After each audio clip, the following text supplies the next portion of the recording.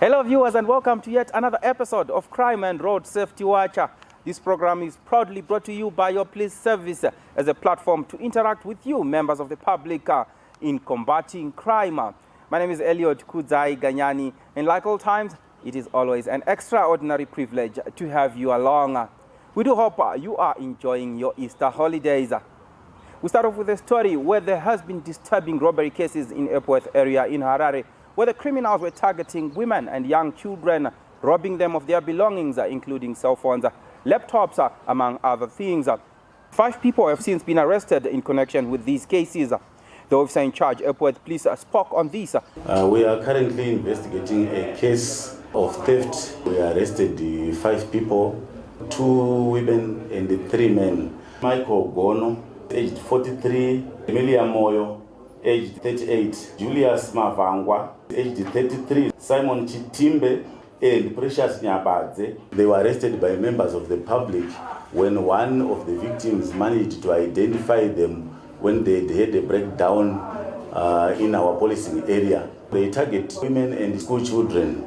They would pretend as if one of them is a foreign national who cannot count money. They will be trying to be assisted to count the money. They will be having a standby vehicle.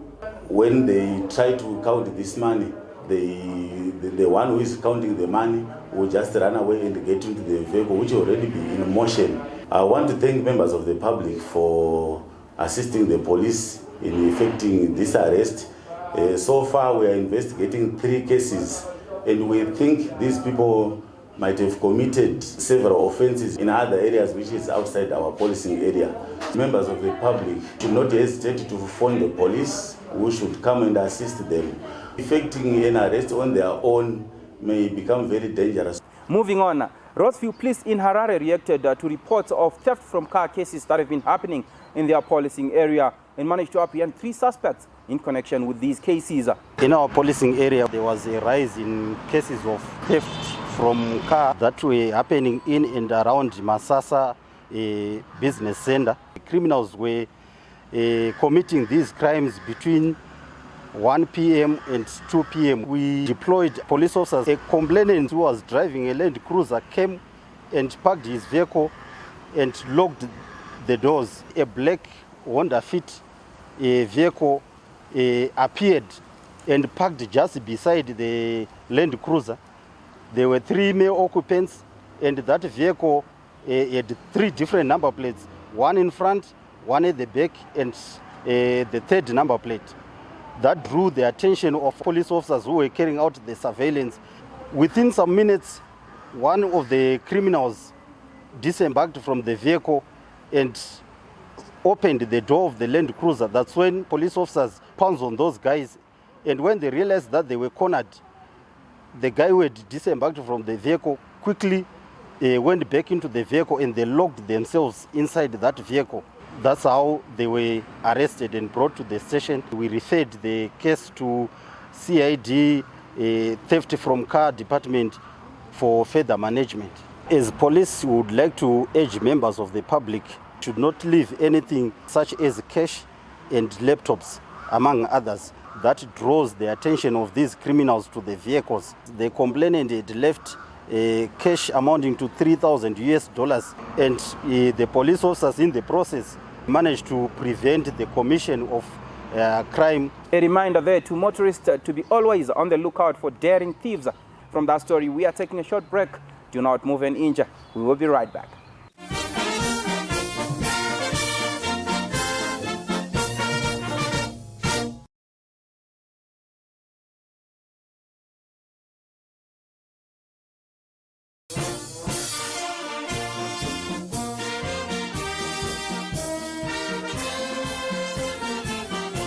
Welcome back. We're now in the second segment of Crime and Road Safety Watcher. I must say thank you very much for staying tuned. The Traffic Safety Council of Zimbabwe recently held an Easter holidays road safety campaign launch at the Rainbow Towers in Harare.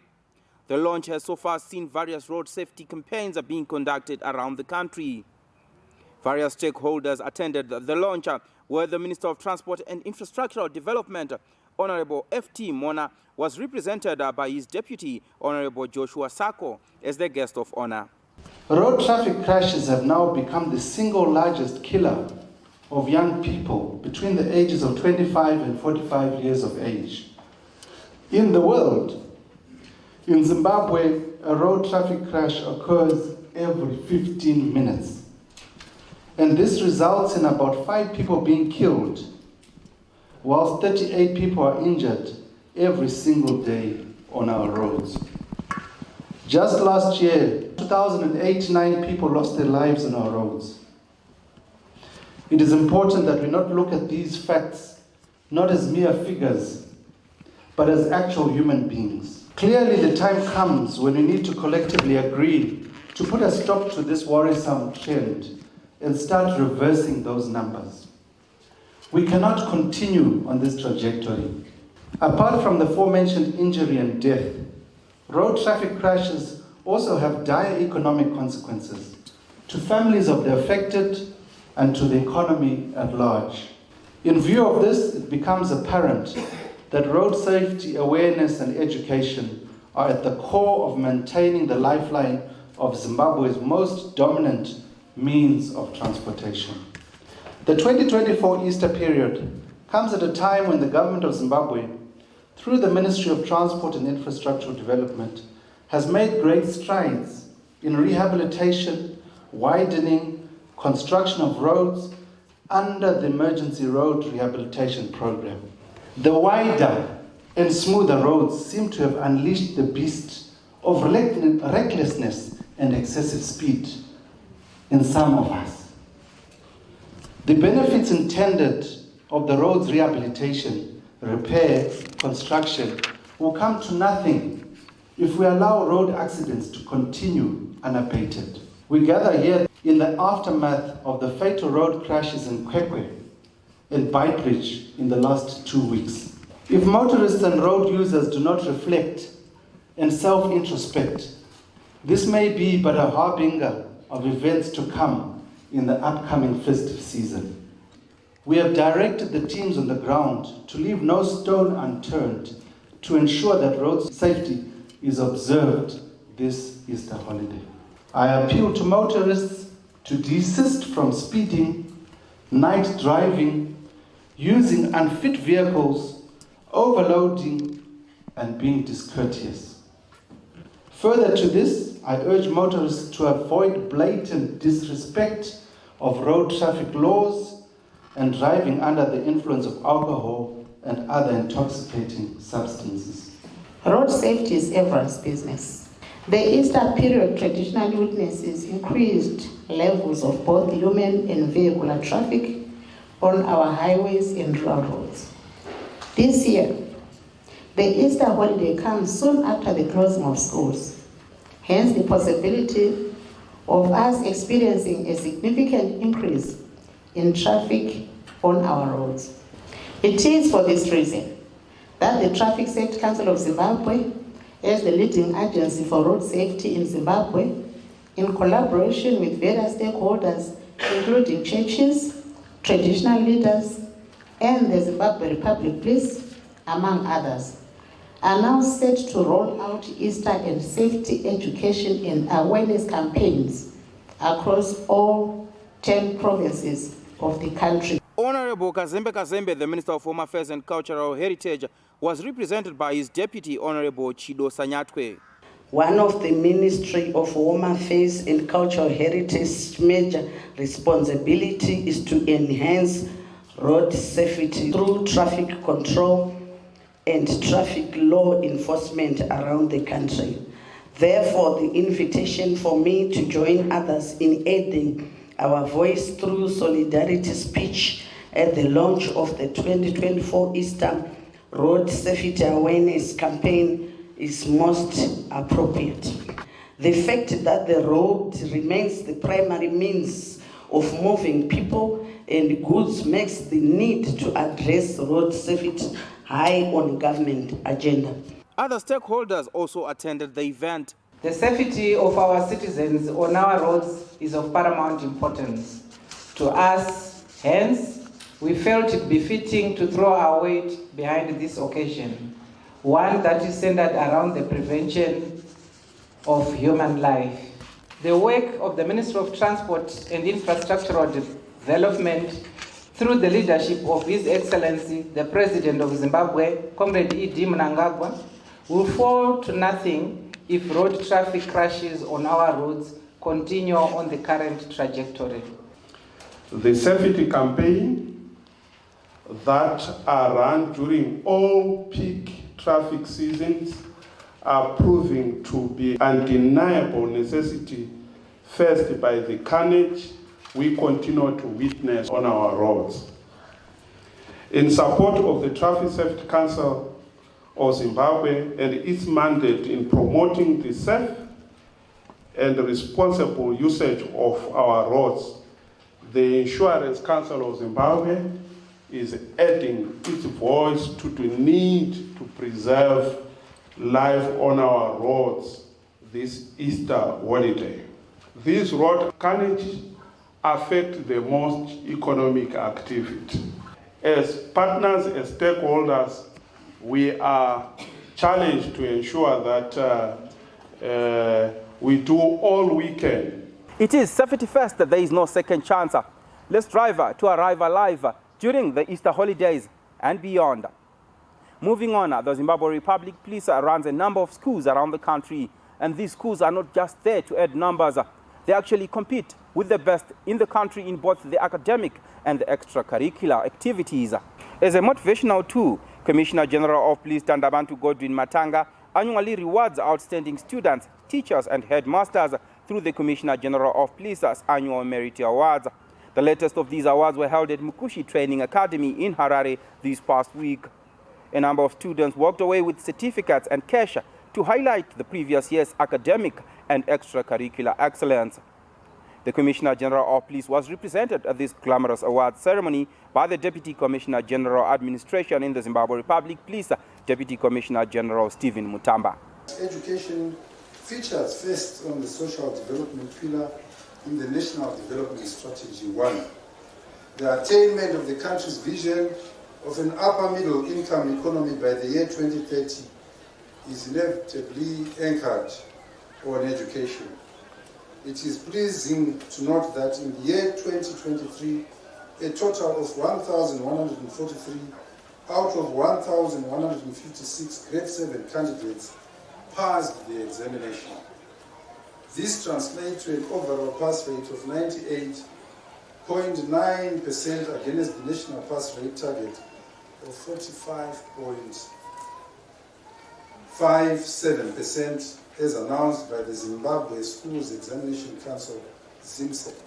In the same breath, I am aware of various other learners who performed exceptionally well in various other disciplines and were honored with accolades.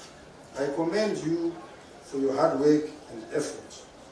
However, I'm informed that some staff members are putting undue pressure on parents from whom they are demanding extra and unnecessary charges for the so-called extra lessons. From the onset, let me remind you all that the responsible ministry outrightly gave a position that it is illegal. Some of you chose to take the lackadaisical approach to work or even fail to work during normal school time only to wait for the remedial time. That should stop forthwith.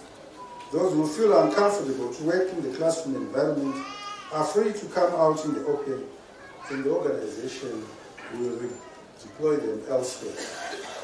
As we strive to make our schools safe havens and places of academic empowerment, I implore you to work harmoniously as responsible authority representatives and school administrators so as to ensure transparency and accountability in all administrative functions.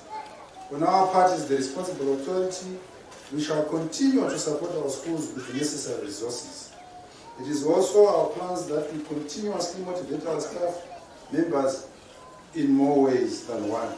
It is also in our plans that, resources permitting, we would increase the number of our schools across the country to cater for education of the children of our hardworking police officers. I also wish to appreciate parents and guardians for your supportive roles. Other stakeholders in the education sector were also present at the event. As Minister of Education, we recognize and note with profound appreciation that as an organization, you complement our ministry in providing high quality education to children. You are with our ministry in providing inclusive, quality, equitable, relevant, competence-driven primary, secondary, and non-formal education. As a responsible authority, I am pleased that we are doing very well in that regard. But you have few schools, but there is also room for you to increase the number of primary and secondary schools. This will help you achieve your vision of becoming the leading provider of primary and secondary education by 2030. Crime and Road Safety Watch had the opportunity to speak to the headmaster of one of the leading schools in the country in terms of academic achievement. One of the schools that is doing exceptionally well. We motivate our learners, we encourage them to focus on their daily activities. We have also a study period that is very, very intensive. Most of our learners surely study. And you'll find that as we monitor them as they are doing their work, we have more time of study. And the teachers are also engaged. On that note, we will be right back. Do not move an inch.